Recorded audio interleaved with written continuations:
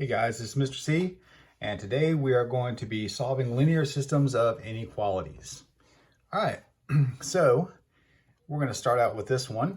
We have, first of all, y less than negative 2x plus 3 for our first one, and y greater than or equal to 3x. All right, so we're going to go ahead and do the first one first, and I'll do that one in red. Y less than negative 2x plus 3. Okay, well, let's graph that boundary line. So here's 3. Negative 2x would be down 2 over 1. And then back 1 up 2. Okay, that's going to be a dashed line because it's a strict inequality.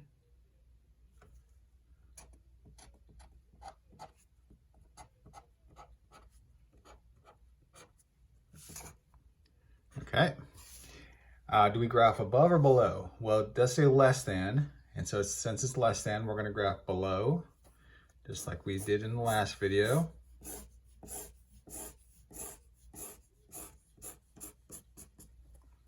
All right, and that's our first one. And let's look at our second one. Our second one is y greater than or equal to 3x. And so this time, it's going to go through the origin, the boundary line, and this has a slope of 3, so up 3 over 1, back 1 down 3, and again. Okay, this one's going to be a solid line because it's not a strict inequality. All right. Above or below the blue line? Well, it does say greater than, and so we're going to graph above. We're going to shade above. All right, so let's take a look here. What happens is usually when you have two inequalities, it's going to divide the plane or partition the plane up into 4 separate pieces. Now it could be 3 if the two lines are parallel, boundary lines are parallel, but in this case it's 4. 1, 2, 3, 4. Okay, one of those areas here is going to have a double overlap. One will have nothing, and then the other two will have one or the other, for either the first inequality or the second one. So in this case, this one, we see that this is the solution region. And so we're not really solving anything. We're not listing any ordered pairs or anything. The graph is basically a picture of the region of all the points that are solutions to both of these inequalities at the same time. So let's just try one of those just to make sure we got it right. So I'm going to pick a point, and let's do one kind of deep in here. How about negative 3, 2? So we're going to try that one. So we're going to test negative 3, 2. All right. So in the first inequality, that's got to be true. So let's see if it's true. Is 2 less than negative 2 times negative 3, right? Negative 3 plus 3. Is 2 less than negative 2 times negative 3 is positive 6 plus 3. Is 2 less than 9. That is true, isn't it? And it's supposed to be. Okay, but let's try the second one. And the second one is, let's see, our negative 3, 2, right? Is 2 greater than or equal to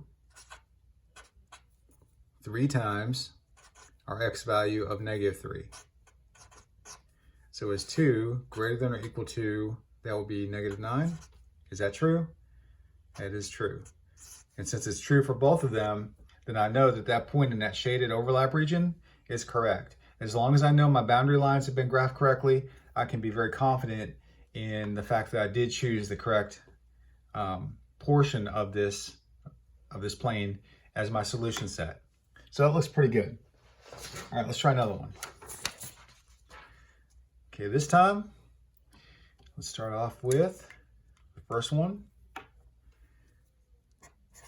Okay, so we have a y-intercept of negative 2. Slope is 3, up 3 over 1, and again, back 1 down 3. Okay, it's going to be a solid line for our boundary.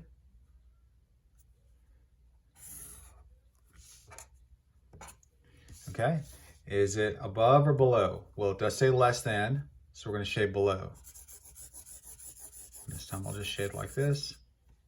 All right. Let's try our second one. Our second one has a y-intercept of 4. 1, 2, 3, 4. Slope of -1. So it's weird because we don't really care where these two boundary lines meet this time. Unlike the systems of equations, with the systems of equalities, all we care about is where the regions of the plane overlap. Okay, this one's going to be a solid line. It's not strict. And less than would be below the line. So we're going to shade below the line, all of this. If we use highlighters, it works a lot better. But here we can clearly see that this area right here is going to be our overlap region. So any point in this overlap region should be a solution to both of these at the same time. And you can always check that, like I did with the first example. All right, let's try this one. Okay, so here we have y greater than or equal to x minus 1, so -1. Slope is 1, up 1 over 1. And we keep going. Back 1, down 1. Keep going in that pattern. Okay, we connect our dots here. Oh, dash are solid, looks like solid. Just to be sure so I don't mess up.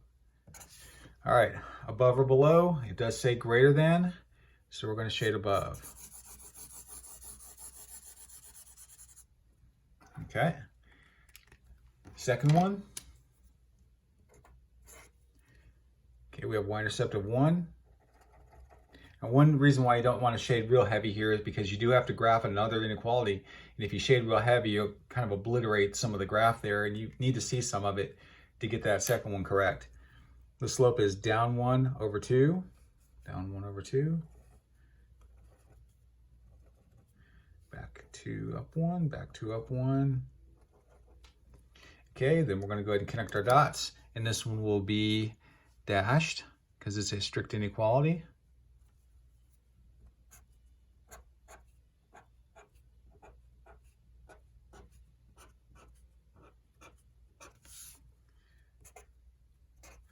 All right, it does say above, y greater than, so we're going to shade above. And teachers want to see all of this now. And so now we can clearly see that our solution region is all of this in here, this part of the plane right there. All right. Let's try this one. Okay, our first one. Start at -3.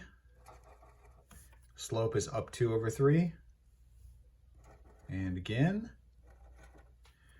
down 2, back 3. And it looks like that's all we can get. Okay, dashed or solid. This one looks like it is going to be dashed.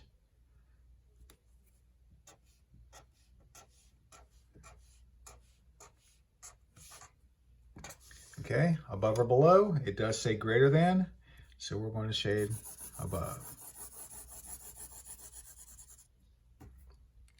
All right, second one, get rid of that.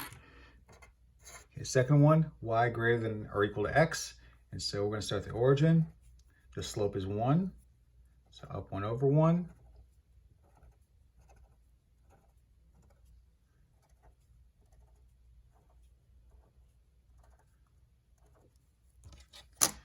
All right, dashed or solid, it looks like this one's going to be solid. Okay, it is going to be above because it's greater than, so it's going to be above. This one's interesting because we don't have the exact point where these two lines are going to meet way down here.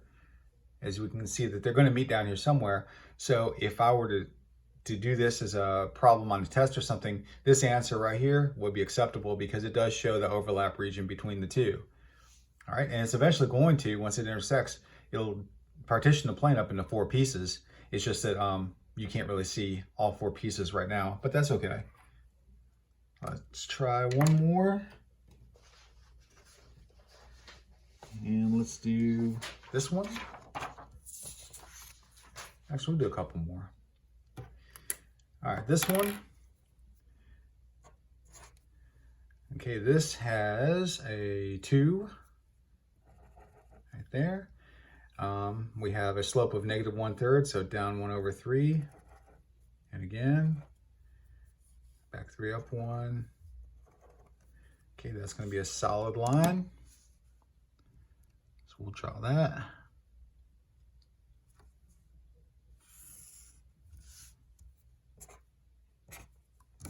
Okay, less than means it's going to be below, like this. Okay, then we got our second one. Our second one, -2 is our y-intercept. Up 3/4, 1, 2, 3, 1, 2, 3, 4. That's all we can get there. 1, 2, 3, 4, 1, 2, 3. Gives us that point. That's going to be solid as well. All right. It does say greater than, and so we're going to shade above.